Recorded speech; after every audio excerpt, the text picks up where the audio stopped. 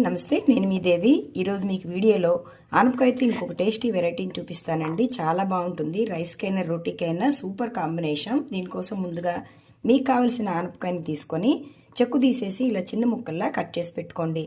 లేతదైతే గింజలు కూడా ఉంచేసుకోండి, ముదరదైతే గింజల్ని సెపరేట్ చేసేసుకోండి. ఇప్పుడు స్టవ్ మీద కడాయిలో శుభ్రంగా వాష్ చేసుకున్న అరకప్పు పెసరపప్పుని యాడ్ చేసేసుకోండి. ఇది కమ్మగా అస్సలు స్పైసీగా ఉండదండి, చాలా బాగుంటుంది. పిల్లలు కూడా ఎంజాయ్ చేస్తూ తినచ్చు. అలాగే మనం కట్ చేసి పెట్టుకున్న ఆనపకాయ ముక్కలన్నీ మునిగేంత వరకు వాటర్ని పోసేసుకోవాలి. మీ టేస్ట్కి సరిపడినంత సాల్ట్, కొద్దిగా పసుపు వేసేసుకొని ఒకసారి వీటన్నిటిని మిక్స్ చేసుకోండి.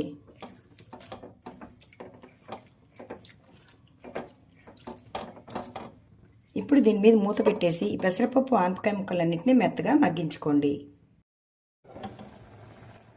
ఈ పప్పు మనకు మెత్తగా ఉడికిపోయింది. ఇప్పుడు దీన్ని తాలింపు పెట్టేసుకుందాం. ఇప్పుడు స్టవ్ మీద ఇలా కడాయిని పెట్టుకున్న తర్వాత దీంట్లో 1 టేబుల్ స్పూన్ వరకు నెయ్యిని యాడ్ చేసుకోండి. ఈ పప్పుకి మనకి ఆయిల్ కంటే నెయ్యితోటే బాగుంటుంది. ఒకవేళ మీకు నెయ్యి వద్దు అనుకుంటే ఆయిల్ తోటే పెట్టేసుకోండి. ఇది కొద్దిగా మెల్ట్ అవ్వాలి. ఇది ఇలా మెల్ట్ అయిన తర్వాత ముందుగా తాలింపు దినుసుల్ని యాడ్ చేసుకుందాం. మినపప్పు, ఆవాలు, జీలకర్ర, ఎండుమిర్చి ఇవి మంచిగా ఫ్రై చేసేయండి. ఇప్పుడు దీంట్లో కొద్దిగా ఇంగువ,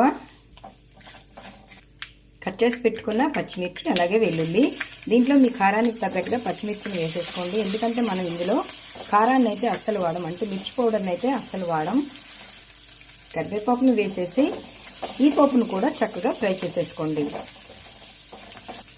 ఇది మనకు చక్కగా ఫ్రై అయిపోయింది. ఇప్పుడు ఇందులో మనం ముందుగా ఉడికించి పెట్టుకున్న ఈ పప్పు ఆనపకాయ ముక్కల్ని వేసేసుకొని ఒకసారి వీటన్నిటిని బాగా కలిపేసుకుందాం.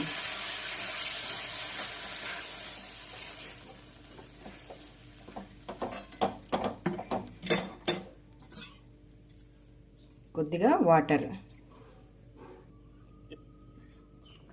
ఇలా కలిపేసుకున్న తర్వాత లో ఫ్లేమ్లోనే ఒక 3 మినిట్స్ పాటు ఉడికించుకోండి. అప్పుడు మనం వేసిన పోపు తాలూకు ఫ్లేవర్స్ అన్నీ కూడా పప్పుకు పట్టేస్తే పప్పు టేస్ట్గా వస్తుంది. ఈ పప్పు మనకు రెడీ అయిపోయింది. ఇప్పుడు స్టవ్ ఆఫ్ చేసేసుకొని దీన్ని సర్వింగ్ బౌల్లోకి తీసేసుకోండి. ఇలా సర్వింగ్ బౌల్లోకి తీసుకొని కొద్దిగా కరివేపాకుతో గార్నిష్ చేసుకుంటే కమ్మటి ఆనపకాయ పప్పు మనకు రెడీ అయిపోయింది. ఇది రైస్కైనా రోటీకైనా చాలా బాగుంటుంది. తప్పకుండా ట్రై చేయండి. రెసిపీ నచ్చితే లైక్ చేసి షేర్ చేయండి. Thank you for watching.